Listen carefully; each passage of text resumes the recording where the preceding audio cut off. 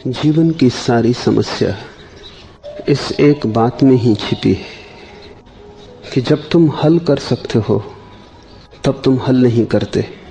जब बात को रोक देना आसान था तब तुम बढ़ाए चले जाते हो, और जब बात सीमा के बाहर निकल जाती तब तुम्हें होश आता है। जब कुछ भी नहीं किया जा सकता तब तुम जागते हो। जब कुछ किया जा सकता था तब तुम आलस्य में पड़े विश्राम करते रहे। तब हजार समस्याएं इकट्ठी होती चली जाती हैं। उन समस्याओं में दबे तुम खंड खंड छितर बितर जाते हो। फिर तुम्हारे जीवन सूत्र का जो संबंध है तुम्हारे भीतर की अंतरात्मा से, जो तुम्हारी कड़ी है, उसका और छोर खो जाता है। तब तो तुम छोटी सी समस्या भी हल करने में असमर्थ हो जाते हो, क्योंकि तुम्हारा मन एक विभ्रम हो जाता है, एक कंफ्यूजन। वहां इतनी समस्याओं का ढेर लगा पड़ा होता है। उन समस्याओं से दबे तुम सारी सामर्थ्य खो देते हो। तुम्हारा आत्मविश्वास भी तिरोहित हो जाता है। जो कुछ भी हल ना कर पाया वो कुछ हल कर सकेगा, ये भरोसा भी टूट जाता है। तुम समझने लगते हो कि अपने से हल होने वाला है ही नहीं। और एक बार ऐसी दीनता आ गई कि तुम्हारे पैर के नीचे की जमीन गई, फिर तो तुम उसे भी हल न कर पाओगे जिसे बच्चे हल कर लेते। हल करने का भरोसा और श्रद्धा ही नष्ट हो गई। इसलिए लाओ से के सूत्र को बहुत गौर से समझना। ये ठीक तुम्हारे लिए है, इसके विपरीत ही तुम करते रहे हो। पहली दफा मुझे, जबकि लाओ से का कोई पता भी न था, एक अजीब से आदमी से इस सूत्र की समझ मिली थी। मैं जब विश्वविद्यालय में विद्यार्थी था तो एक आदमी था गांव में जिसको लोग बन्नू पागल कहते थे। मैं उसमें आकर्षित हो गया था, क्योंकि मुझे वो पागल जैसा नहीं मालूम पड़ता था। भिन्न था, पागल जरा भी नहीं था। लोगों से उल्टा था, पागल जरा भी नहीं था। लोगों को भला मैं पागल कह सकता, उस आदमी को पागल कहना मुश्किल था, क्योंकि उस जैसी प्रसन्नता। उसे कभी मैंने रोते उदास नहीं देखा। उसकी चाल, उसकी मस्ती सब खबर देती थी कि कहीं भीतर वो आदमी गहरे में जड़ें जमा लिया है। धीरे धीरे वो साधारणतः किसी से बोलता नहीं था। बाद में जब मेरी उससे निकटता बढ़ गई और उसने मुझसे बोलना भी शुरू कर दिया, और जब वो मेरी प्रतीक्षा भी करने लगा, और जब हम दोनों सांझ सुबह घूमने भी जाने लगे, तब मैंने उससे कहा कि लोगों से बोलते क्यों नहीं? तो उसने मुझे कहा, न बोलने में सुविधा है, बोले कि फंसे, बोलने में उपद्रव है। एक दिन सांझ घूमते वक्त वो अचानक रुक के खड़ा हो गया और उसने एक चांटा अपने गाल पे मार लिया। तो मैंने उससे पूछा कि क्या किया है, क्या हुआ? उसने कहा, जब बात रुक सकती हो तभी रोक देना ठीक है। मुझे किसी के प्रति क्रोध आ रहा था। अब मैंने बांके बिहारी लाल जी को ठीक कर दिया। वो अपने को सदा सम्मान से ही पुकारता था, बांके बिहारी लाल जी। लोग उसको बन्नू पागल कहते थे। वो मुस्कुराया, उसने कहा, कहो बांके बिहारी लाल जी। रास्ते पे आ गए। जरा सी रेखा उठी थी क्रोध के भीतर, वहीं उसने चांटा मार के निपटारा कर लिया। उसने कहा, बजाय इसके कि दूसरे चांटा मारे, खुद ही मार लेना बेहतर है, और इसके पहले की बात आगे बढ़ जाए उसे रोक देना उचित है। उसने मुझे कहा था कि आग जब शुरू में सुलगती, जरा से पानी से बुझ जाती, और हवा का ये नियम है कि छोटे दिए को तो बुझा देता है, बड़ी लपटों को बढ़ाता है। उस पागल ने मुझे ये कहा कि शुरू में मिटा दो तो मिट जाता है, बाद में तो मिटाने से भी लपटें बढ़ती। वो लाओ से ने भी नहीं कहा है इस सूत्र में। तुमने भी देखा होगा, हवा का झोंका आता है, छोटा दिया बुझ जाता है, और घर में आग लगी हो उस वक्त अगर हवा चल जाए तो मारे गए, फिर बुझना मुश्किल है। लपटों को हवा भी बढ़ाती, बढ़े हुए को सब तरफ से बढ़ने की सुविधा मिल जाती। छोटे में मिटा दो तो हवा भी मिटाती। ये जो पागल आदमी था, ये पागल आदमी नहीं था, ये समझबूझ के पागल हो रहा था। इसने पागलपन का एक आवरण अपने चारों तरफ खड़ा कर लिया था। ये बचाव था। पागल समझ के लोग न उसकी तरफ ध्यान देते थे, न उसकी चिंता लेते थे। समाज में रहते हुए वो समाज से बिल्कुल दूर हो गया था। उसने अपने चारों तरफ एक छोटी सी गुफा बना ली थी पागलपन की। वो पागलपन बचाव था। समाज कितना पागल होना चाहिए जहां की बचाव के लिए भी आदमी को पागल होना पड़ता हो। बहुत से फकीर दुनिया में पागलपन को आरोपित कर लिए ताकि लोग उन्हें भूल जाएं, ताकि लोग उन पर ध्यान न दें, ताकि वो क्या कर रहे हैं लोग उनको अकेला छोड़ दें, ताकि वो अपना जो करना चाहें करते रहें, कोई उनकी चिंता ना ले।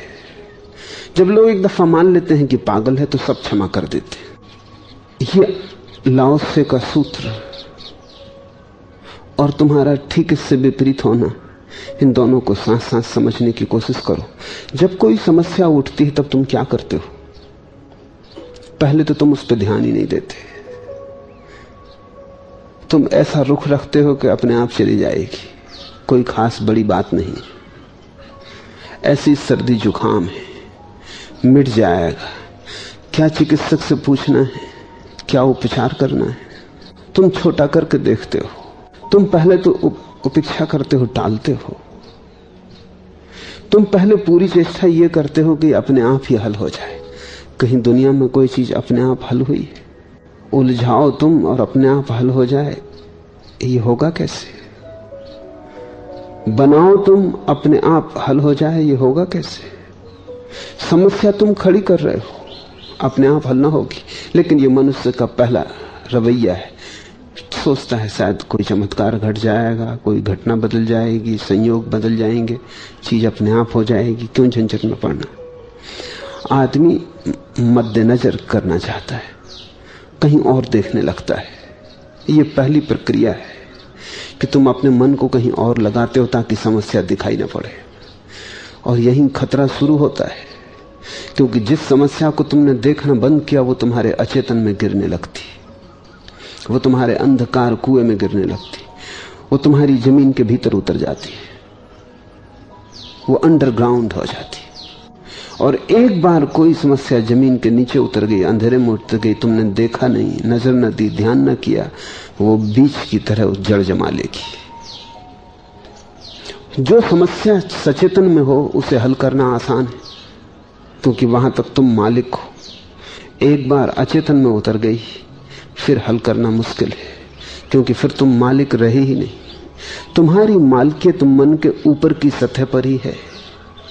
अगर मन को हम 10 खंडों में बांटें तो पहले खंड में तुम्हारी मालिकियत थोड़ी बहुत चलती, 9 खंडों में तुम्हारी मालिकियत का 9 खंडों का तुमसे कोई संबंध ही नहीं रहा है। एक बार कोई समस्या अचेतन में, अनकॉन्शियस में चली गई तो बीज जमीन में चला गया।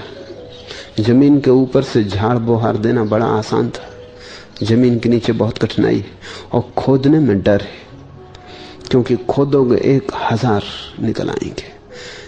इसलिए कोई अचेतन को खोदता नहीं, छूता नहीं, भय लगता है, क्योंकि एक बीज नहीं दबा है, वहां तुम जन्मों जन्मों से दबाए हुए पड़े हो।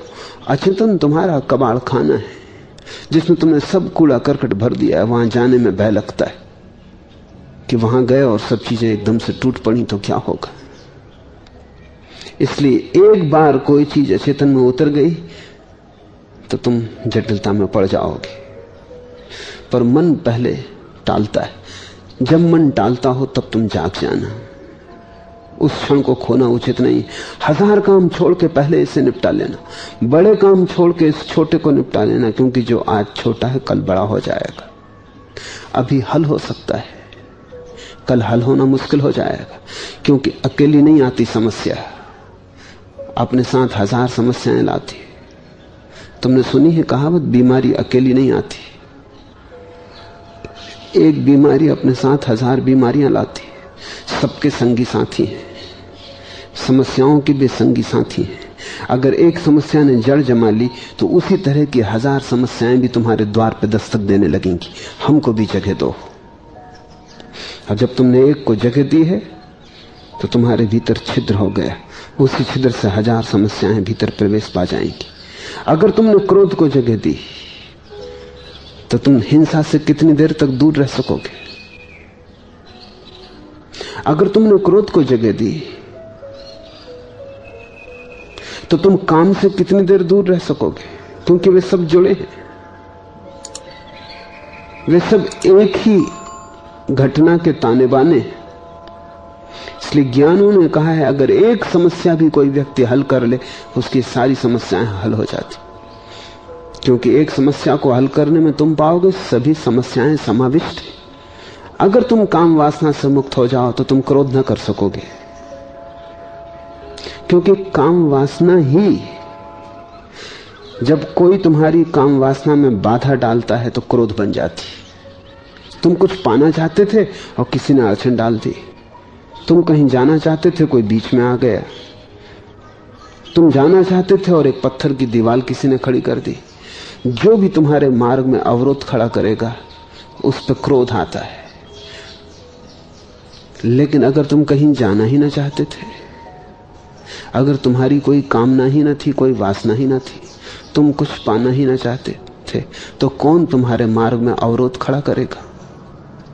कैसे तुम्हें क्रोध आएगा? जिसकी काम वासना नहीं उसको लोभ कैसा? लोभ काम वासना का अनुसंग है, क्योंकि कामी लोभी होगा ही।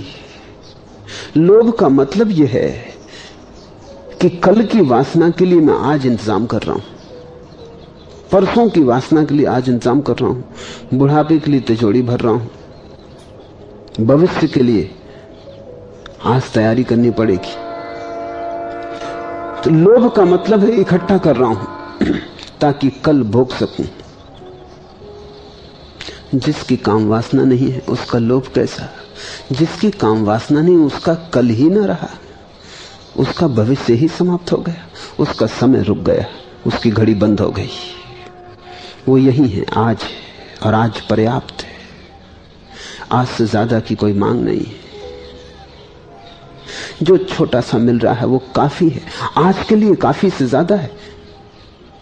अगर तुम कल को बीच में ना लाओ तो जो तुम्हें मिला है काफी है, तुम समृद्ध हो। अगर तुम कल को बीच में ले आओ तो बड़े से बड़े सम्राट भी भिखारी, क्योंकि कल को कोई भी नहीं भर सकता।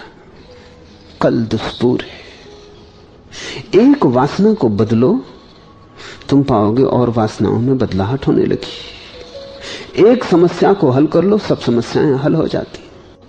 पहला तो मन कहता है टालो, कल देखेंगे, परसों देखेंगे, ऐसा टालते जाते हो।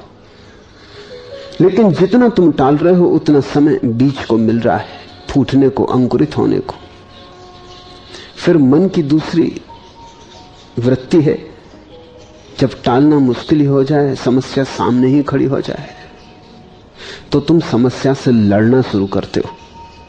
पहले टालते हो, वो भी गलत, फिर लड़ते हो। दीवार खड़ी हो उसके साथ सिर फोड़ते हो, वो भी गलत, क्योंकि समस्या को कोई लड़के हल नहीं कर सकता। तुम लड़े कि समस्या को हल करना असंभव ही हो जाएगा, क्योंकि हल करने के लिए तो शांत चित्त चाहिए। लड़ने वाली वृत्ति तो अशांत है। तो पहले तो क्रोध को पनपने देते हो, फिर जब क्रोध मुश्किल में डाल देता है, सब तरफ जीवन को उलझा देता है, सब तरफ कांटे बो देता है, कहीं भी चलने की जगह नहीं रह जाती, जहां देखो वहां दुश्मनी दिखाई पड़ने लगती है, सारा संसार विरोध में मालूम पड़ता है, जैसे सब तरफ तुम्हारे तरफ कोई षड्यंत्र चल रहा है, सभी लोग तुम्हारी दुश्मनी में खड़े। तब तुम जागते हो, तब तुम दूसरी भूल करते हो कि तुम लड़ने की कोशिश करते हो कि दबा दो क्रोध को, मिटा दो क्रोध को। लेकिन कभी कोई किसी समस्या से लड़के जीता है? समझ लो कि तुम धागे साफ कर रहे थे और धागे उलझ गए, इनसे लड़ोगे? लड़के धागे सुलझ जाएंगे, लड़के तो और उलझ जाएंगे, टूट जाएंगे। एक बार धागे उलझ गए हों तो फिर तो बड़ी ही शांति चाहिए, फिर तो बड़ा मैत्री भाव चाहिए, फिर तो बड़ी सरलता और धीरज से एक एक धागे को निकालोगे तो ही निकल पाएंगे। अगर जरा भी जोर से खींच दिया तो और उलझाव बढ़ जाएगा। धैर्य बिल्कुल नहीं। पहले तुम टालते हो, उसे तुम धैर्य मत समझना। वो धैर्य नहीं है, वो आलस्य है।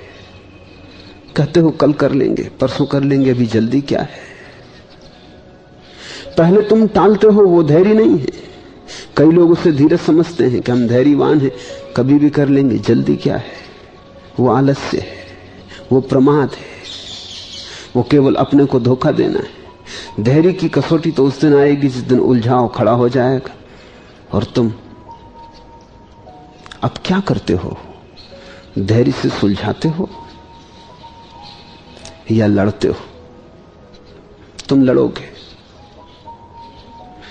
छोटी चीजों से लड़ोगे, मुश्किल में पड़ जाओगे। मैंने सुना है ऐसा हुआ, जापान में एक बहुत बड़ा योद्धा था और योद्धा प्रासंगिक है यहां। उसकी तलवार चलाने की कला का कोई मुकाबला न था। जापान में उसकी धाक थी, उसके नाम से लोग कपते थे। बड़े बड़े तलवार चलाने वाले उसके सामने क्षणों में धूल-धूसरित हो गए थे। उसके जीवन की एक कहानी है। वो कहानी ज़ैन फकीर बड़ा उपयोग करते क्योंकि वो बड़ी विचारपूर्ण है और तुम्हारे जीवन से जुड़ी। एक रात ऐसा हुआ कि योद्धा घर लौटा, अपनी तलवार उसने टांगी खूंटी पर। तभी उसने देखा कि एक चूहा उसके बिस्तर पर बैठा है। वो बहुत नाराज हो गया। योद्धा आदमी, उसने गुस्से में तलवार निकाल ली, क्योंकि गुस्से में वो और कुछ करना जानती ना था। न केवल चूहा बैठा रहा तलवार को देखता, बल्कि चूहे ने इस ढंग से देखा कि योद्धा अपने आपे के बाहर हो गया। चूहा और ये हिम्मत। और चूहे ने ऐसे देखा कि जा तलवार निकालने से क्या होता है, मैं कोई आदमी थोड़ी हूं जो डर जाऊं। उसने क्रोध में उठा के तलवार चला दी। चूहा छलांग लगा के बच गया, बिस्तर कट गया। अब तो क्रोध की कोई सीमा न रही। अब तो अंधाधुंध चलाने लगा तलवार, वो जहां चूहा दिखाई पड़े। और चूहा भी गजब का था, वो उछके और बचे। पसीना पसीना हो गया योद्धा और तलवार टूट के टुकड़े टुकड़े हो गई। और चूहा फिर भी बैठा था। वो तो घबरा गया, समझ गया कि कोई चूहा साधारण नहीं, कोई प्रेत, कोई भूत। क्योंकि मुझसे बड़े बड़े योद्धा हार चुके हैं और एक चूहा नहीं हार रहा।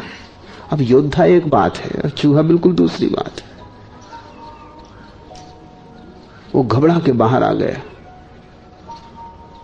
उसने जाके अपने मित्रों को पूछा कि क्या करूं। उन्होंने कहा तुम भी पागल हो, चूहे से कोई तलवार से लड़ता है? अरे एक बिल्ली ले जाओ, निपटा देगी। हर चीज की औसत ही है, और जहां सुई से काम चलता हो वहां तलवार चलाओगे, मुश्किल में पड़ जाओगे। बिल्ली ले जाओ। लेकिन योद्धा की परेशानी और चूहे की तेजस्वी की कथा गांव भर में फैल चुकी। बिल्लियों को भी पता चल गई। बिल्लियां भी डरी, क्योंकि उनका भी आत्मविश्वास हो गया। इतना बड़ा योद्धा हार गया है जिस चूहे से। पकड़ पकड़ के बिल्लियों को लाया जाए। बिल्लियां बड़ा मुश्किल से दरवाजे के बाहर ही अपने को खींचने लगे। बामिस्कुल उनको भीतर करेंगे, वो भीतर चूहे को देख के बाहर आ जाएं। एक दो बिल्लियों ने झपटने की भी कोशिश की, लेकिन उन्होंने पाया कि चूहा झपट्टा उन पे मारता है। ये चूहा अजीब था, क्योंकि चूहा कभी बिल्ली पे झपट्टा नहीं मारता जब तक कि उसको LSD न पिला दिया गया हो या कोई शराब न पिला दी गई हो, जब तक वो होश के बाहर न हो जाए।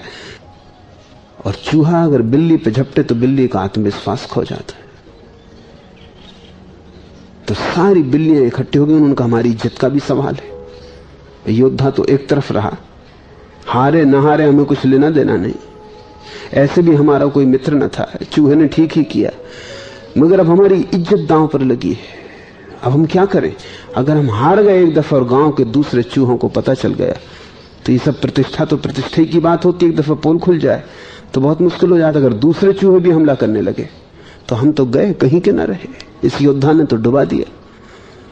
तो उन सबने राजा के महल में एक मास्टर कैट थी, एक बिल्लियों की गुरु, उससे प्रार्थना की अब तुम ही कुछ करो। उसने कहा तुम भी पागल, उसमें करने कैसा, जैसा मैं भी आई। वो बिल्ली आई, वो भीतर गई, उसने चूहे को पकड़ा और बाहर ले आई। बिल्लियों ने पूछा कि तुमने किया क्या? उसने कहा कुछ करने की जरूरत है, मैं बिल्ली हूं, वो चूहा है, बात खत्म। इसमें तुमने करने का सोचा कि तुम मुश्किल में पड़ोगे, क्योंकि करने का मतलब हुआ कि डर समा गया। उसका स्वभाव चूहे का है, मेरा स्वभाव बिल्ली का, बात खत्म। हमारा काम पकड़ना, उसका काम पकड़ा जाना है, ये तो स्वाभाविक है, इसमें कुछ लेना देना नहीं, इसमें कुछ करना नहीं। न इसमें हम जीत रहे हैं, न इसमें वो हार रहा है।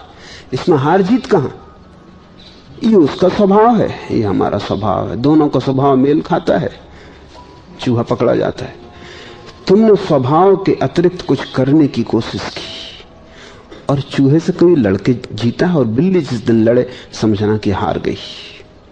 लड़ने की शुरुआत ही हार की शुरुआत है। समस्याओं से लड़ना मत। ज़ैन फकीर कहते हैं समस्याओं के साथ वही व्यवहार करना जो बिल्ली ने चूहे के साथ किया। चेतना का स्वभाव पर्याप्त है, होश काफी है। होश के मुंह में समस्या वैसे ही चली आती जैसे बिल्ली के मुंह में चूहा चला आता है, इसमें कुछ करना नहीं पड़ता। लेकिन तुम योद्धा बन के तलवार लेके खड़े हो जाते हो। दो कौड़ी की समस्या है, सुई भी जरूरत न थी, तुम तलवार से लड़ने लगते हो, हारोगे। ध्यान रखना, मरीज हो सर्दी जुकाम का और कैंसर का इलाज करोगे तो मारोगे। सर्दी जुकाम तो एक तरफ रहेगा, मरीज मरेगा। सम्यक विधि का इतना ही अर्थ है, क्या मौजूद है, क्या स्वाभाविक है। लड़ने का सवाल क्या है, किससे लड़ रहे हो तुम?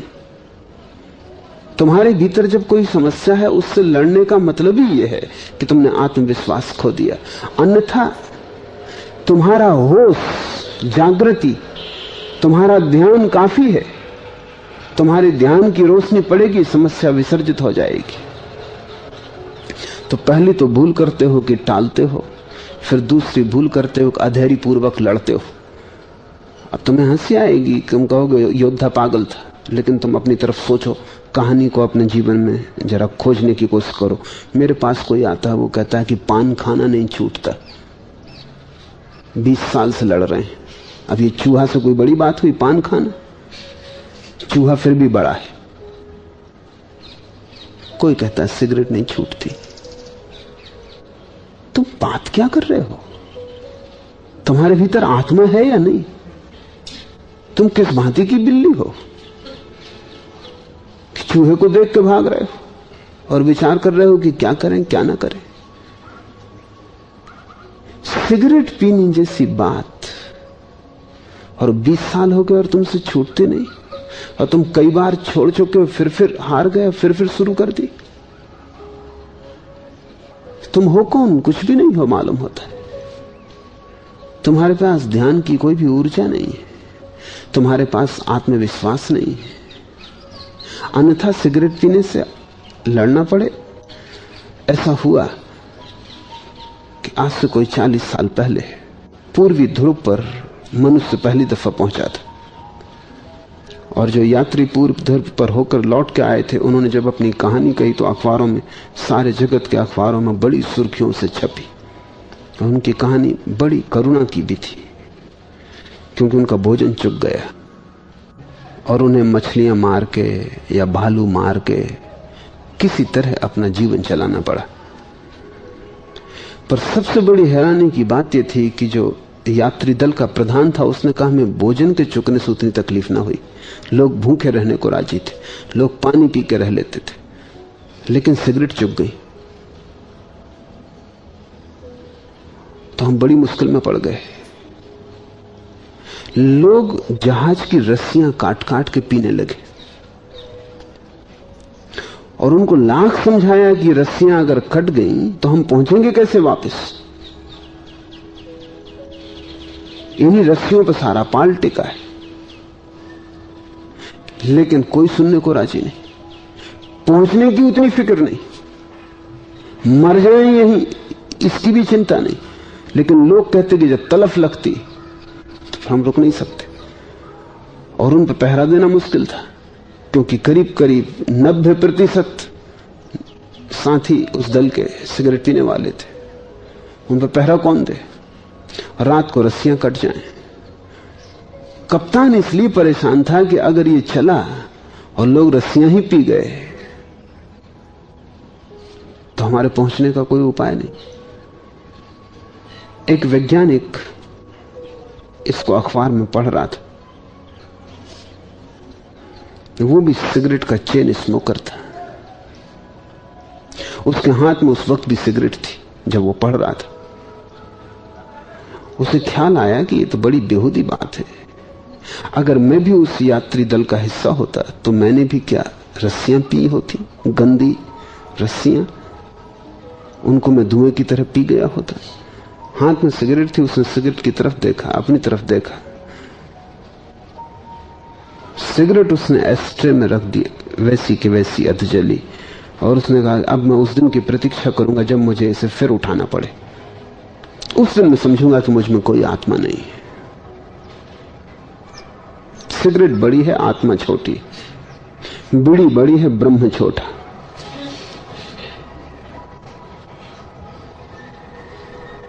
फिर 30 साल गुजर गए और वो सिगरेट को हमेशा अपनी एस्ट्रे पर वैसी आधी की आधी रखे रहा। उस क्षण की प्रतीक्षा में जब उसे फिर सिगरेट उठानी पड़े, वो क्षण नहीं आया। बस इतना ही चाहिए, आत्मभाव चाहिए, जरा सा होश।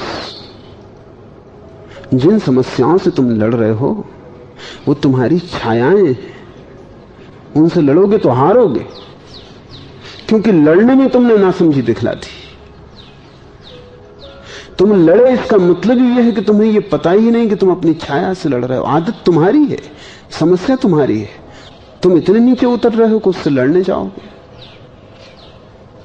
समस्याएं बोध से मिटती हैं, संघर्ष से नहीं,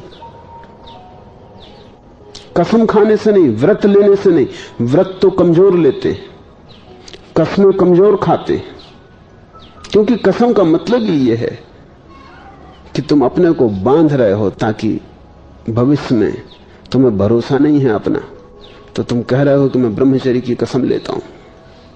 तुम्हें भरोसा नहीं भविष्य का, कसम लेते हो समाज के सामने ताकि लोग भी ध्यान रखें। कसम लेते हो दूसरों के सामने ताकि दूसरे के सामने प्रतिबद्ध हो जाने के कारण अहंकार का सवाल अड़ जाए। फिर तुम्हारा अहंकार ही रोकेगा कि इतने लोगों के सामने कसम ली, अब तोड़ें कैसे? तुम अहंकार के माध्यम से अपनी आदतों को बदलना चाहते हो, और अहंकार तो सबसे बुरी और बड़ी से बड़ी खतरनाक आदत है। सिगरेट पीते हुए शायद तुम मोक्ष में चले भी जाओ, क्योंकि मैंने कभी नहीं सुना कि कोई सिगरेट पीने पे मोक्ष के द्वार पर कोई बाधा हो, कि धूम्रपान वर्जित है ऐसा लिखा हो। लेकिन अहंकार लेके तुम मोक्ष में कभी भी ना जा सकोगे। जब तुम अहंकार को लड़ाते हो आदत के खिलाफ, तभी तुम भूल कर रहे हो, तब तुम योद्धा की भूल कर रहे हो। अहंकार तो और भी खतरनाक आदत है। तब तो तुम बीमारी का इलाज जो कर रहे हो वो बीमारी से भी ज्यादा खतरनाक है। उससे तो बीमारी बेहतर थी, इतनी बुरी न थी। बीमारी से बच भी जाते, औषधि से न बच सकोगे। आत्मा को जगाओ, अहंकार को खड़ा मत करो।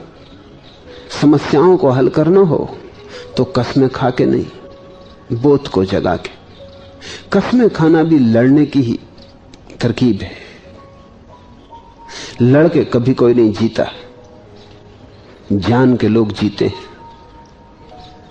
और जो ज्ञान से ही हो जाता हो उसके लिए लड़ने की, जद्दोजहद की, व्यर्थ के संघर्ष की क्यों आयोजना करते हो? तो पहली तो भूल होती है टालने की, फिर दूसरी भूल होती है लड़ने की। लड़ने का परिणाम इतना ही हो सकता है कि अगर तुम बहुत जिद्दी हो तो जो आदत तुम्हारे ऊपर थी उसे तुम अचेतन में दबा दो। जो क्रोध बाहर निकलता था उसे तुम भीतर पी जाओ।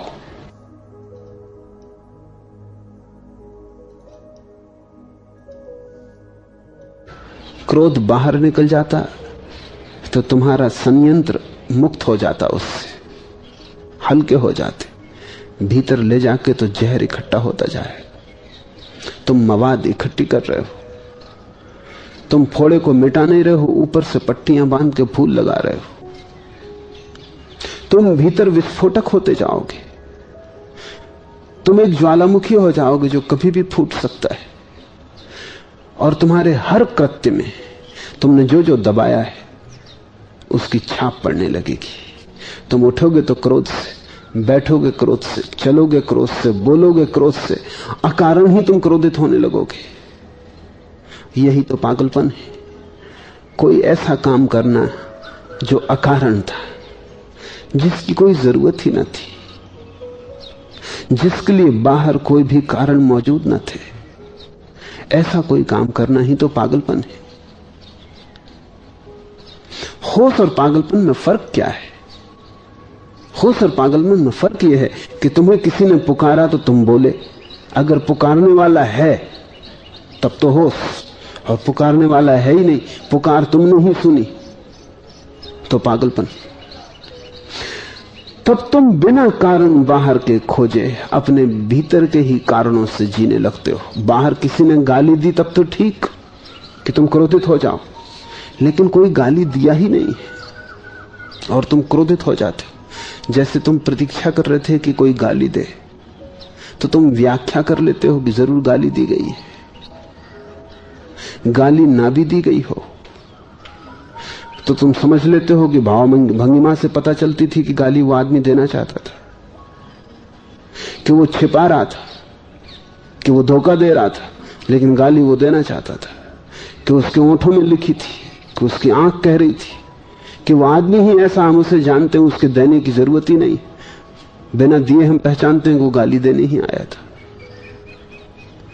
तुम व्याख्या करने लगोगे। भीतर के क्रोध को निकालने के लिए कोई न कोई उपाय खोजने पड़ेंगे, और जितना तुम दबाओगे उतने तुम रुग्ण होते जाओगे। जितने तुम रुग्ण होगे उतने ही जीवन के इस महा उत्सव में तुम्हारा सम्मिलित होना असंभव हो जाएगा।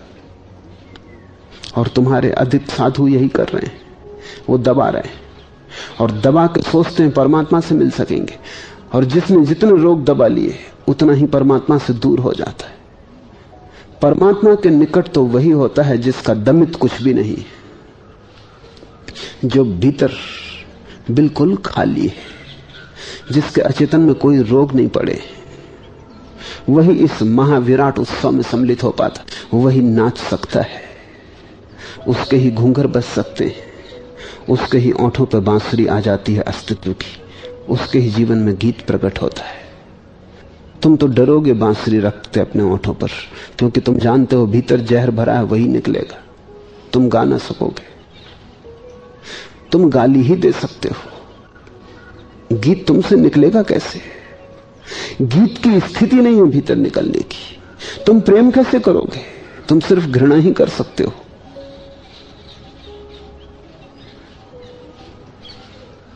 तुम वही कर सकते हो जो तुम्हारे भीतर दबा है। तो तुम्हारा साधु परमात्मा से दूर होता जाता है। जितना दूर होता है उतना वो सोचता है और जोर से दमन करना है। तब वो अपने भीतर एक नरक को बना लेता है। मैं साधुओं को जानता हूं, उन्हें निकट से जान के ही मुझे यह ख्याल आया कि दुनिया को नए सन्यासी की जरूरत है। पुराना सन्यास सड़ चुका है, उसको महारोग लग गया दमन का, और पुराना सन्यासी आनंद मग्न नहीं है। भला वो मुस्कुराता भी हो तो भी उसकी मुस्कुराहट झूठी, क्योंकि एकांत में जब वो मुझे मिला है तो उसने अपना दुख रोया है। सभा में जब उसे मैंने देखा है तो वो मुस्कुराता बैठा है। एकांत में वो दुखी है, और एकांत में वो अस्त व्यस्त है, अराजक है, और एकांत में वो समझ नहीं पाता कि क्या हो रहा है। और एकांत में उसकी वही पीड़ाएं हैं जो तुम्हारी और तुमसे हजार गुनी, क्योंकि तुमने दबाया नहीं, उसने दबाया है। वो तुमसे बड़ा ग्रस्त है, तुमसे ज्यादा स्त्रियों की आकांक्षा है, तुमसे ज्यादा धन की लोलुपता है, तुमसे ज्यादा उसकी पकड़ है भोग पर, लेकिन उसने दबाया है, वो उसे प्रकट नहीं होने देता। तुमने प्रकट किया है। तुम थोड़े हल्के हो, तुम उतने भारी नहीं। तुम शायद परमात्मा के पास पहुंच भी जाओ, तुम्हारा स्वामी, तुम्हारा गुरु मुश्किल है। इसलिए मुझे लगा कि बिल्कुल नए सन्यासी के अवतरण की जरूरत है, जो जीवन को दमन के मार्ग से नहीं वरन होश के मार्ग से रूपांतरित करे। ये जो सूत्र हैं, अब तुम समझने की कोशिश करो, ये होश के सूत्र हैं। क्योंकि बड़ा होश चाहिए, तभी तुम जीवन की समस्याओं के पैदा होने के पहले उनका निवारण कर पाओगे। जो शांत पड़ा है उसे नियंत्रण में रखना आसान है, जो अभी प्रकट नहीं हुआ है उसका निवारण आसान है। निवारण तुम कर ही तब पाओगे जब तुम उसको देखने लगो जो होने वाला है, अभी हुआ भी नहीं है। कहीं तो निवारण न कर पाओगे। जो होने वाला है, जो अभी अस्तित्व में आया नहीं है, भीतर को तुम समझने की कोशिश करो। तुम अगर भीतर का थोड़ा अध्ययन करो तो चीजें बड़ी साफ होने लगे। थोड़ा स्वाध्याय जरूरी, क्योंकि जो भी मैं कह रहा हूं वो कोई सिद्धांत नहीं है, वो तुम्हारे स्वाध्याय के लिए सूचनाएं हैं। तुम भीतर देखने की कोशिश करो किस तरह घटना घटती है, एक विचार कैसे निर्मित होता है। खाली बैठ जाओ, देखो कि विचार कैसे निर्मित होता है, कहां से आता है। तो पहले तुम पाओगे कि विचार नहीं होता, भाव होता है। सिर्फ भाव। भाव बड़ा धूमिल होता है, साफ नहीं। कोई चीज जैसे होने वाली है, कोई अंकुर फूटने वाला है, लेकिन साफ नहीं कहां है, कहां से फूट रहा है, क्या हो रहा है। अभी हृदय में है, अभी फीलिंग भाव के तल पर है। थोड़ी ही देर में भाव के तल से उठेगा और विचार के तल पर आएगा। तब तुम ज्यादा आसानी से पहचान पाओगे कि क्या है, क्या हो रहा है भीतर। फिर जैसे ही विचार के तल पर आएगा, तब वो जिद करेगा कृत्य के तल पर जाने की। ये तीन तल हैं, भाव, विचार, कृत्य। क्रोध पहले भाव में रहेगा, तुम्हें भी साफ नहीं है कि क्या है। फिर विचार बनेगा, तब तुम्हें धीरे धीरे साफ होगा कि क्या है। अभी दूसरे को बिल्कुल साफ नहीं। फिर वो कृत्य बनेगा, तब दूसरे को पता चलेगा कि क्या है। अगर तुम भाव के पहले पकड़ लो तो निवारण कर पाओगे, पूर्व निवारण तो बड़ा मुश्किल है। अभी तुम्हारा होश तो विचार पर भी नहीं है, अभी तो विचार भी बेहोशी में चल रहे हैं। तुमसे कोई अचानक पूछ ले क्या सोच रहे हो, तो तुम एकदम से जवाब नहीं दे पाते। लोग कहते हैं कुछ नहीं। उसका कारण क्या है? अगर कोई बैठा उससे पूछो क्या सोच रहे हो, वो पहले ही उसका उत्तर होता कुछ भी नहीं सोच रहे, ऐसे ही बैठे। ऐसे कोई बैठ सकता है? सिर्फ बुद्ध बैठते। इतने बुद्ध नहीं हो सकते दुनिया में जितने कुछ नहीं जवाब देने वाले। नहीं, वो सोच रहा, उसे पता नहीं।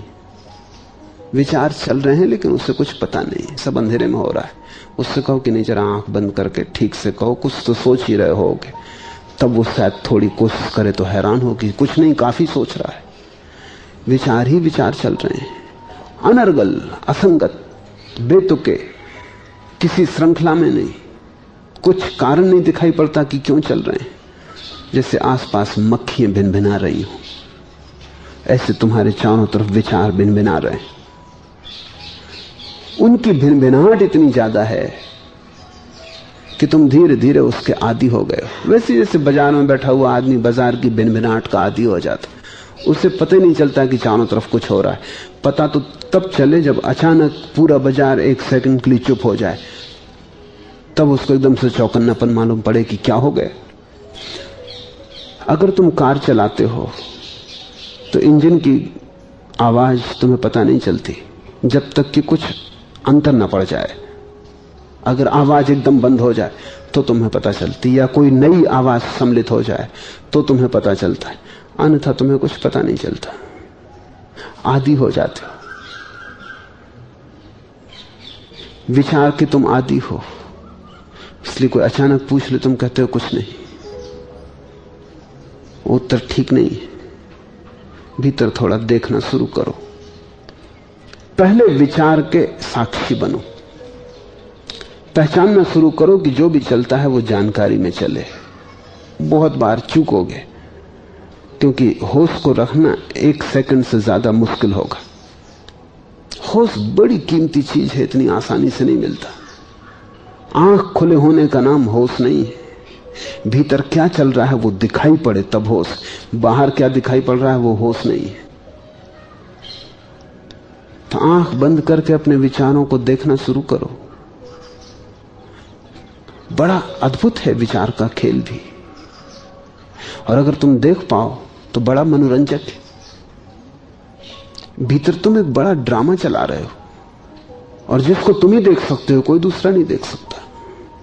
बड़ी प्रतिमाएं उठती हैं, बड़ी कहानियां खेली जाती हैं, बड़े नाटक चलते हैं। तुम जरा देखने का अभ्यास बनाओ और लड़ो मत, नहीं तो देख ना पाओगे। तुम ऐसे ही देखो जैसे फिल्म देखते हो, फिल्म गृह में बैठकर। बस देखो, रस लो एक बात में कि कोई भी चीज बिन देखी ना निकल जाए, अनदेखी ना निकल जाए, चूक ना जाए। जैसे कभी कोई बहुत सेंसेशनल फिल्म तुम देखने जाते हो, तब तुम बिल्कुल सीधे बैठते हो, कुर्सी पर टिक के भी नहीं बैठते कि टिक के बैठे कहीं कोई चीज चूक ना जाए। तब तुम बिल्कुल आगे झुके रहते हो, तत्पर कि हर चीज पकड़ में आ जाए, एक शब्द ना छूट जाए। या जब तुम कोई ऐसी बात सुनते हो जो बहुत रसपूर्ण है, तो तुम ऐसे तत्पर होकर सुनते हो कि एक शब्द भी चूक गया तो श्रृंखला पकड़ना मुश्किल हो जाएगी, हाथ से धागा निकल जाएगा। ऐसी ही तत्परता से भीतर के विचारों को देखो, और ये बड़ा ही उपादेय है। इससे बड़े लाभ की कोई घटना जगत में नहीं है। कुछ और देख के तुम इतनी कीमती चीज न पा सकोगे जो विचार देख के पा सकोगे, क्योंकि विचार देखने से तुम्हारा होश प्रगाढ़ होगा, तुम्हारा साक्षी भाव सघन होगा, तुम्हारा ध्यान ठहरेगा। तुम एक प्रज्ञा की ज्योति भीतर बन जाओगे जिसमें सब दिखाई पड़ेगा। रोशनी धीरे धीरे बढ़ेगी और एक एक विचार पारदर्शी हो जाएगा। जब विचार पारदर्शी होने लगे और तुम हर विचार को देखने लगो, तब तुम्हें धीरे धीरे विचार के नीचे छिपे हुए भावों की झलक मिलनी शुरू होगी। हर विचार के नीचे भाव छिपा है, जैसे हर वृक्ष के नीचे जड़ें छिपी, वो भूमि के नीचे। जब तुम विचार को ठीक पहचान लोगे तो तुमको भाव मालूम पड़ेगा कि वो पीछे भाव छिपा है, और जब भाव दिखाई पड़ने लगेगा तब तुम बड़े गहरे लोक में प्रविष्ट हुए। अब तुम्हारी प्रज्ञा निश्चित ही अकंप होने लगी, उसका कंपन मिटने लगा, स्थिर होने लगी। जिस दिन तुम विचार को भी देखने के बाद भाव को भी देख लोगे, भाव का अर्थ है सिर्फ फीलिंग की दशा।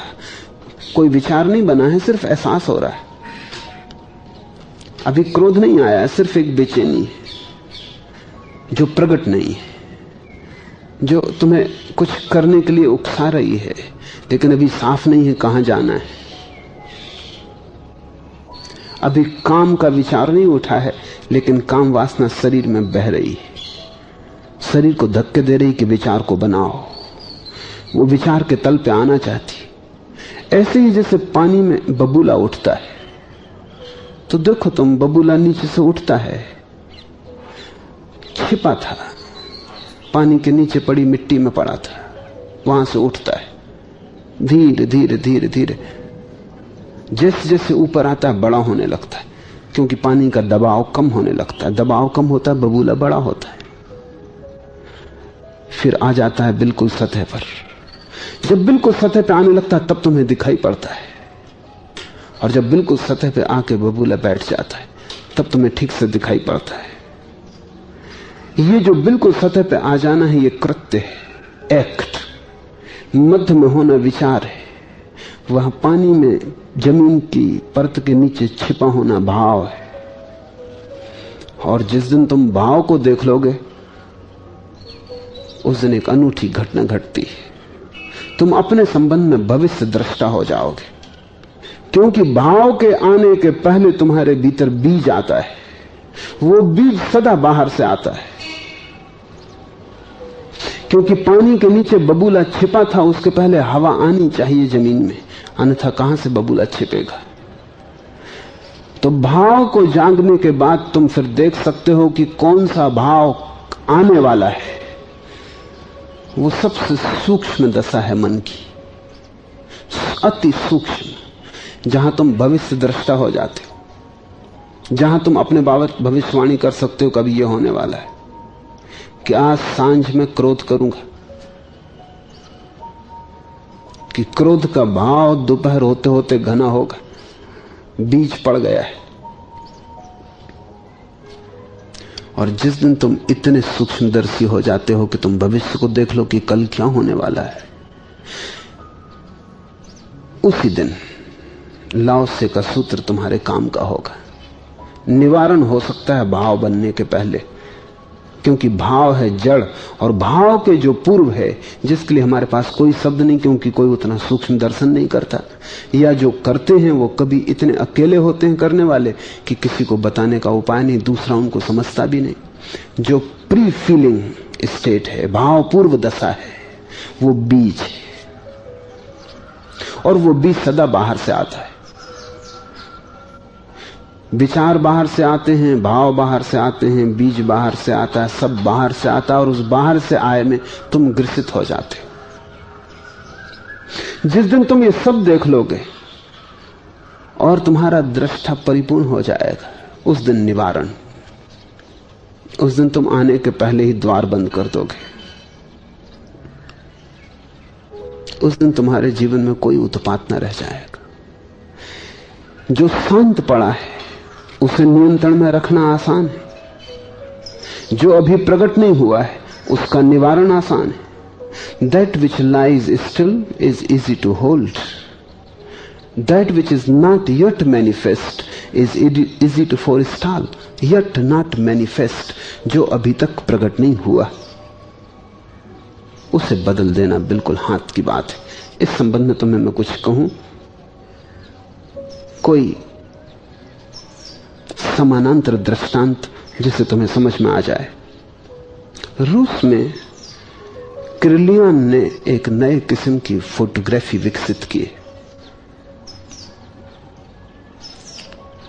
और वो है बीमारी को अप्रगट अवस्था में पकड़ने के लिए। एक आदमी आज से 6 महीने बाद कैंसर का मरीज होगा, तो कोई भी चिकित्सक अभी नहीं पकड़ सकता, क्योंकि शरीर में अभी कहीं भी कोई छाप नहीं पड़ी। मनोवैज्ञानिक भी नहीं पकड़ सकता, क्योंकि अभी मन में भी कोई छाप नहीं पड़ी। किरलियन पकड़ लेता है। उसने इतनी सूक्ष्म फोटोग्राफिक प्लेटें तैयार की हैं, इतनी संवेदनशील, कि वो शरीर और मन से भी जो गहरा है, जिसको आध्यात्मिक लोग आरा कहते रहे हैं, शरीर का आभा मंडल, शरीर का इलेक्ट्रिक फील्ड, उसमें पकड़ता है वो। जैसे अगर ये मेरे हाथ की उंगली 6 महीने बाद बीमार होने वाली है, तो इस उंगली के आसपास विद्युत का एक क्षेत्र है जो अभी बीमार हो गया। पहले विद्युत के क्षेत्र में बीमारी प्रवेश करती, फिर उस क्षेत्र के माध्यम से वो मन में आती, फिर मन के माध्यम से वो शरीर तक आती। भाव, विचार, कृत, विद्युत क्षेत्र, मन, शरीर। 6 महीने पूर्व किरलियन पकड़ लेता है और वो कहता है अभी इलाज कर लिया जाए तो ये बीमारी कभी ना आएगी।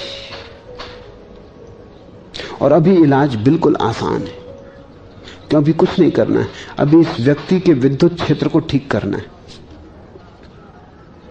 जो कि कई साधनों से किया जाता रहा है। चीन में अकुपंचर के द्वारा किया जाता रहा है। किरलियन की फोटोग्राफी ने 5000 साल पुराने अकुपंचर को बड़ी महिमा दे दी। लोग समझते थे ये तो सिर्फ पूर्वी लोगों की कल्पना है। अकुपंचर बड़ा वैज्ञानिक सिद्ध हुआ और 5000 साल पुराना है। और अकुपंचर का जन्म तभी हुआ जब ताओ की विचारधारा गहन हो रही थी। वो ताओ का ही अंग है। अकुपंचर ताओ का अंग है, जैसे भारत में आयुर्वेद योग का अंग है। ताओ की जो साधना पद्धति है उसी साधना पद्धति का हिस्सा है अकुपंचर। लाओत्से के ये वचन ही उसका आधार है कि पूर्व निवारण कर लो। इस विचार का ही नियोजन शरीर की बीमारी के लिए है कि बीमारी जब आ जाए तब लड़ना बहुत मुश्किल, और जब शरीर तक आ जाए तो हटाना बहुत कठिन और असाध्य। लेकिन अगर प्राथमिक चरण में ही मुक्त कर ली जाए बीमारी, तो अकुपंचर क्या करता है? अकुपंचर सिर्फ शरीर की जो विद्युत क्षेत्र है, जो इलेक्ट्रिक फील्ड है, उसको बदलता है।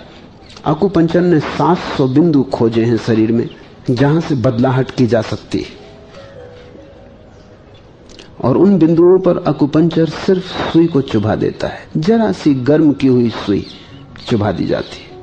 उस गर्म सुई के कारण उस स्थान पर जहां की छेद पड़ रहा था विद्युत के फील्ड में, विद्युत के क्षेत्र में, उस सुई के कारण विद्युत की धारा बदल जाती। उस धारा के परिवर्तन से जो बीमारी होने वाली थी वो ठीक हो जाती। अब ये बात काल्पनिक रहेगी। काल्पनिक इसलिए रहेगी क्योंकि ये बीमारी अब प्रकट थी। अभी तो बीमार को भी पता नहीं था। अभी तो चिकित्सक भी मानने को राजी नहीं था कि इसको कोई बीमारी है। सिर्फ अकुपंचरिस्ट, जिनकी की सारी दीक्षा बड़ी सूक्ष्म आंखों को जन्माने की है, जो कि शरीर के पास विद्युत को देखने की कोशिश करते हैं। इसलिए अकुपंचर की ट्रेनिंग बड़ी दुस्साध्य है। 10, 20 साल, 25 साल, फिर भी पक्का नहीं, क्योंकि आपकी आंखों और ध्यान की गति पर निर्भर करेगी कि आप शरीर के आसपास विद्युत को देखना शुरू कर दें। ये जो किरलियान है, इसने काम आसान कर दिया। कैमरा पकड़ के बता देता है, कैमरे में फोटो आ जाता है पूरे शरीर का, शरीर के आसपास विद्युत की रेखाएं आ जाती हैं, और जहां जहां रेखाएं छिन्न भिन्न टूटी फूटी, वहीं कोई बीमारी प्रकट होने वाली। उस विद्युत क्षेत्र को ठीक कर दिया जाए, बीमारी कभी प्रकट ना होगी। अब इसमें एक अड़चन है, अगर बीमारी प्रकट ना हो तो क्या पक्का कि होने वाली थी या नहीं? अगर प्रकट हो तो साफ है कि अकुपंचर वाले लोग गलत बातें कह रहे थे। अगर वो सफल हो जाएं तो साफ है कि बकवास है, क्योंकि बीमारी हुई नहीं, होने वाली थी इसका क्या पक्का। लेकिन किरलियान की फोटोग्राफी से बड़ी चीजें साफ हो गई। अब तो प्लेट को वैसे ही देखा जा सकता है जैसे कि एक्सरे की प्लेट को चिकित्सक देखता है। जैसे एक्सरे की प्लेट हर बड़े अस्पताल में जरूरी हो गई, आने वाले 10 वर्षों में किरलियान के यंत्र हर अस्पताल में जरूरी हो जाएंगे। तब उचित यह होगा कि बजाय बीमार पड़ने के पहले ही आप चले जाएं, हर महीने चेकअप करवा लें कि कहीं कोई गड़बड़ की शुरुआत तो नहीं है, और उसको वहीं ठीक किया जा सकता बड़ी आसानी से, क्योंकि मूल में चीजें बड़ी छोटी होती हैं। गंगोत्री बड़ी छोटी है, गौमुख से गिरती, जरा सा झरना है, बूंद बूंद पानी रिसता है, वहां कोई भी बदलाहट करनी हो आसान है। हरिद्वार में कठिनाई होगी, प्रयाग में हो बहुत मुश्किल, बनारस तो असंभव, बनारस में तो असाध्य हो गया रोग आके, अब कुछ नहीं किया जा सकता, अब करने का कोई उपाय न रहा। तुम क्यों बनारस के लिए रुके हो जबकि गंगोत्री में ही चिकित्सा हो सकती है? जैसा शरीर के संबंध में सत्य है, वैसा ही आत्मा के संबंध में भी सत्य है। तुम अपने भीतर अंतस जीवन को उसी समय हल कर लेना जबकि चीजें होने वाली थी, हुई नहीं थी, आने वाली थी, आई नहीं थी। तुम भविष्य का निवारण आज ही कर लेना, पर इस निवारण के लिए तुम्हारा बहुत प्रगाढ़ होशपूर्ण जागरूक होना जरूरी है। जो बर्फ की तरह तुनुक है वो आसानी से पिघलता है, जो अत्यंत लघु है वो आसानी से बिखरता है। किसी चीज के अस्तित्व में आने से पहले उससे निपट लो, परिपक्व होने के पहले ही उपद्रव को रोक दो। जिसका तना भरा पूरा है वह वृक्ष नन्हे से अंकुर से शुरू होता है। 9 मंजिल वाला छज्जा मुट्ठी भर मिट्टी से शुरू होता है। 1000 कोसों वाली यात्रा यात्री के पैर से शुरू होती।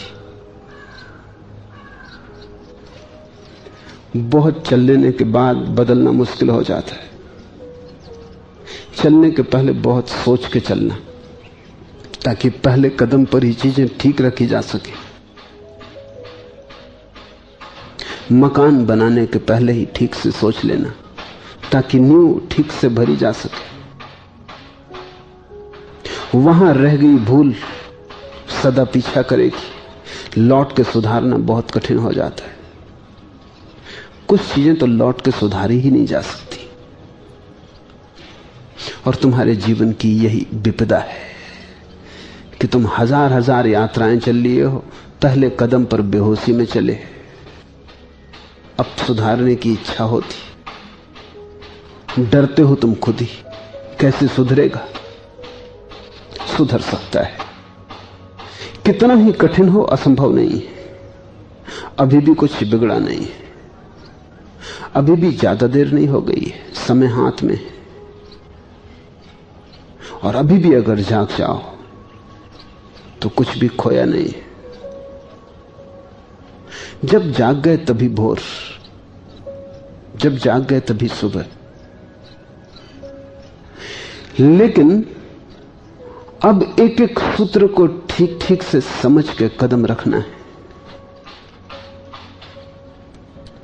आज से एक बात का ख्याल रखो, टालो मत। जो समस्या आए उसे निपटाने की कोशिश करो, मत कहो कल निपटा लेंगे। अगर पत्नी पे क्रोध आया है तो बैठ के उससे अभी बात कर लो।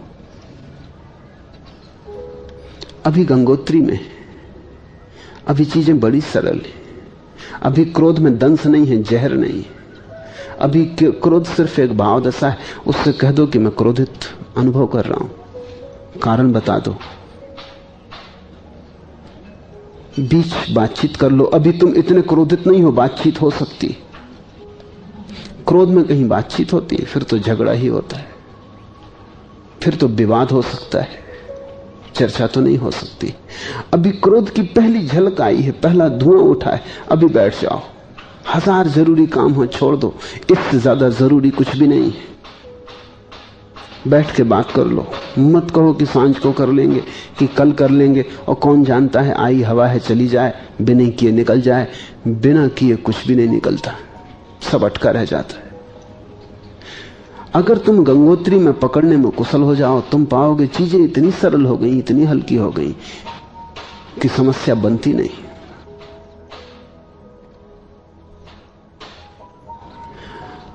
अगर मन में लोभ जगा है तो उसे पड़ा मत रहने दो, आंख बंद करके बैठ जाओ, अपने लोभ को पूरा उठा के देख लो। जो धीरे धीरे अपने आप उठेगा उसे तुम खुद ही खींच के निकाल लो बाहर। अब प्रगट से प्रगट में ले आओ। जो वृक्ष वर्षों में बड़ा होगा, तुम जादू का काम कर सकते हो। तुमने जादूगर देखे, आम की गुठली को छिपा देते हैं टोकरी के नीचे, जंतर मंतर पढ़ते हैं, टोकरी उठाते हैं, पौधा हो गया। फिर टोकरी रख दी, फिर जंतर मंत्र पढ़ा, फिर थोड़ा डमरू बजाया, फिर टोकरी उठाई, झाड़ बड़ा हो रहा है। फिर टोकरी ढांकी, फिर जंतर मंत्र पढ़ा, फिर डमरू बजाया, फिर उठाया, झाड़ में फल लग गए। फिर टोकरी रखी, फिर जादू किया, टोकरी उठाई, फल पक गए, फल तोड़ के वो तुम्हें दे देते हैं। ये तो सब हाथ की सफाई है, लेकिन तुम अपने भीतर ये बिल्कुल कर सकते हो। ये जंतर मंत्र करो। लोभ उठता हो, टालो मत, बैठ जाओ, अंधेरा कर लो कमरा, दरवाजे द्वार बंद कर दो, टोकरी में ढक जाओ, फेंको जंतर मंत्र, कहो कि बड़ा हो। और भीतर कोई दिक्कत नहीं है, कहो कि बड़ा हो, बड़ा हो जाता। कहो कि क्रोध बड़ा हो, लोभ बड़ा हो, तुझे मैं पूरा देख लेना चाहता हूं। कल तू अपने आप बढ़ेगा, अभी बढ़ जा।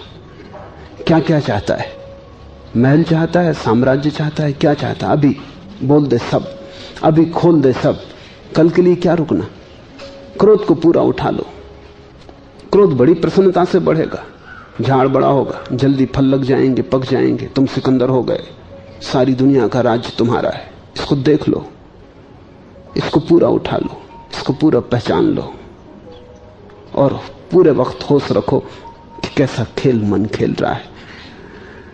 जो असफलता सिकंदर को जीवन के बाद में दिखाई पड़ी वो तुम्हें घड़ी भर में दिखाई पड़ जाएगी कि पा भी लिया दुनिया का राज्य तो क्या होगा, मिल गई सारी संपदा क्या होगा, क्या करोगे? खाओगे संपदा को, पियोगे संपदा को, और इसे पाने में पूरा जीवन नष्ट हो जाएगा। सिकंदर को मरते वक्त लगा कि मेरे हाथ खाली हैं। तुम घड़ी भर ध्यान करके लोभ को पूरा बढ़ा लो, फल तक पहुंचा दो, सिकंदर हो जाओ, जीत लो सारी दुनिया। न कोई हत्या करनी पड़ती, न कोई हिंसा करनी पड़ती, न कहीं जाना पड़ता, सिर्फ जादू का एक खेल करना है। जो सिकंदर को आखिरी वक्त जीवन गंवा के लगा कि मेरे हाथ खाली हैं, वो तुम्हें इस छोटे से खेल में ही लग जाएगा कि हाथ खाली है। हाथ खाली है, ये दौड़ व्यर्थ है। और ये दौड़ व्यर्थ हो जाए तो तुमने आने वाले को रोक दिया, तुमने होने वाले को बदल दिया। कुछ भी हो भीतर की समस्या, देर मत करो, बीज मत बनाओ, समय मत दो, बढ़ने का मौका मत दो, अभी बढ़ा लो, देख लो। इसी को आत्मनिरीक्षण कहते हैं। और आत्मनिरीक्षण करने में तुम्हारी दोहरी क्षमता बढ़ेगी। एक तरफ लोभ की व्यर्थता सिद्ध हो जाएगी, निरीक्षण करते करते तुम्हारा होश भी सिद्ध होगा। ये दोहरे फायदे होंगे। हर समस्या को तुम सीढ़ी बना सकते हो अगर देर ना करो, तो हर समस्या तुम्हें जीवन में परिपक्वता लाने का साधन बन सकती है। समस्या है ही इसीलिए कि तुम उसे सुलझाओ, क्योंकि सुलझाने से तुम बढ़ोगे, प्रौढ़ होगे, सुलझाने से तुम मजबूत होगे। समस्या को टालो मत, पलायन मत करो। एक बात, पिछली समस्याओं को जिनको टाल दिया है, पलायन करते रहे हो, उनसे लड़ो मत। उनको भी मन में फैलने का मौका दो। तुम बैठ जाओ नदी के किनारे और बहने दो तुम्हारी समस्याओं की धार को। तुम साक्षी उपेक्षा से भरे उदासीन देखते रहो, न इस तरफ न उस तरफ, न पक्ष में न विपक्ष में। काम वासना की धारा बहती, बहने दो। तुम किनारे पे बैठे हो, कुछ लेना देना नहीं है। न तुम पक्ष में हो न तुम विपक्ष में हो, न तुम संसारी हो और न तुम साधु हो। यही मेरे सन्यास का अर्थ है कि न तुम संसारी हो और न तुम साधु हो, न तुम भोगी हो न तुम त्यागी हो, तुम दोनों पक्ष में नहीं हो। कबीर कहते हैं, पखा पखी के पेखने सब जगत भुलाना। पक्ष विपक्ष के उपद्रव में सारा जगत भूला है। तुम न पक्ष न विपक्ष, तुम बैठ गए, तुम देख रहे हो।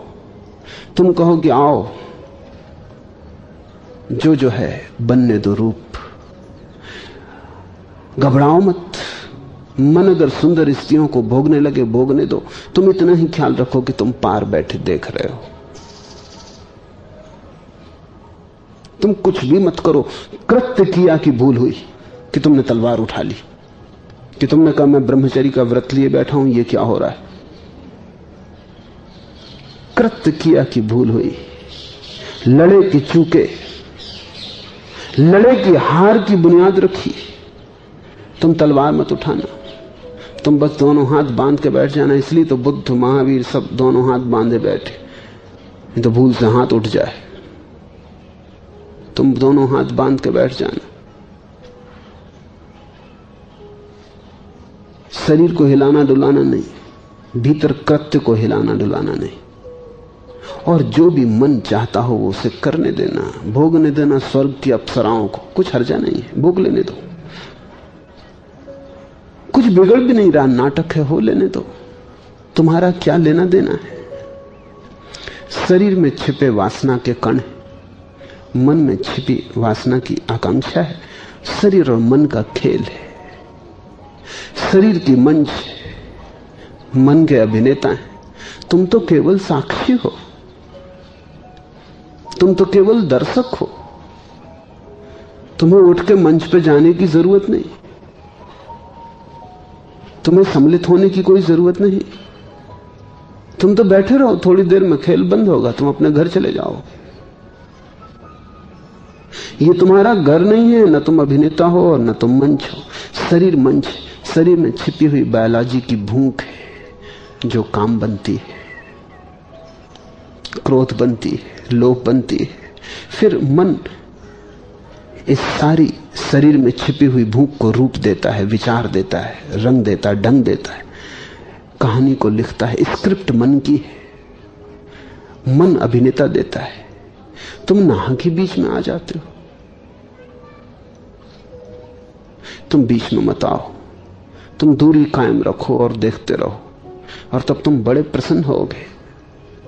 मन में जैसा नाटक चलता है ऐसा नाटक कहीं भी नहीं चलता।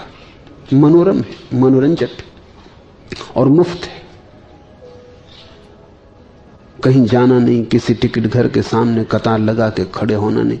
जब आंख बंद की तब खेल चल ही रहा है, और तुम जितने शांत होकर बैठोगे खेल उतना रंगीन हो जाएगा।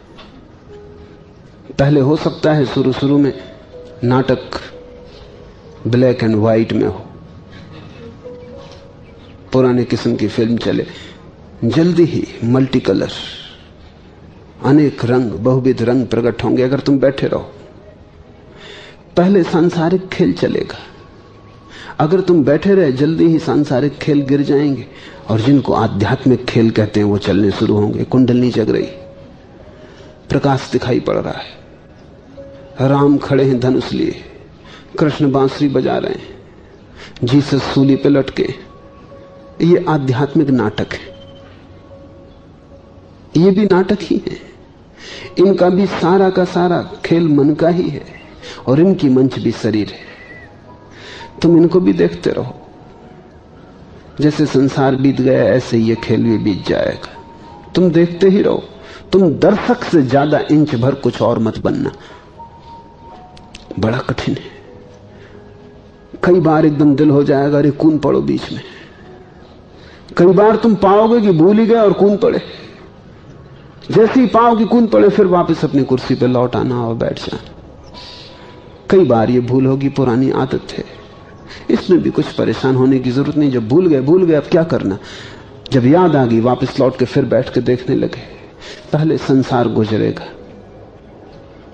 फिर अध्यात्म गुजरेगा। संसार से तो बच जाना बहुत आसान है, अध्यात्म से बचना बहुत कठिन है, क्योंकि वो और भी मनोरंजक है, बहुरंग है। उसके रंग संसार में दिखाई ही नहीं पड़ते। तुमने नीला रंग देखा है, लेकिन वो कुछ भी नहीं है। जिस दिन तुम्हारे भीतर नील तारा दिखाई पड़ेगा, जब तुम अपने ही तीसरे नेत्र में देखोगे कि नील तारा प्रकट हो, वो नीलिमा अलौकिक है।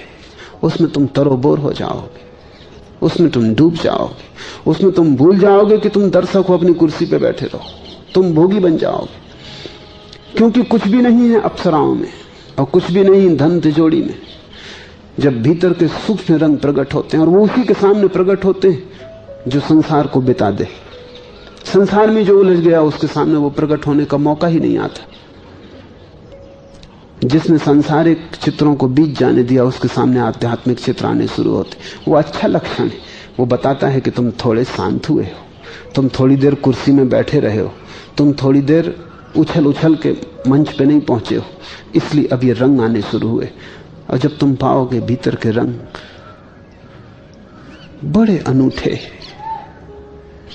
हर चीज अलौकिक हो जाती, ध्वनियां सुनाई पड़ती जो कि बड़े बड़े संगीतज्ञ पैदा नहीं कर सकते। बड़े से बड़ा संगीतज्ञ जो कर सकता है वो भी उन ध्वनियों की प्रतिध्वनि मालूम होगी। चांद तारे हजार हजार, सूरज करोड़ों, बड़ा अनूठा लोक प्रकट होता है।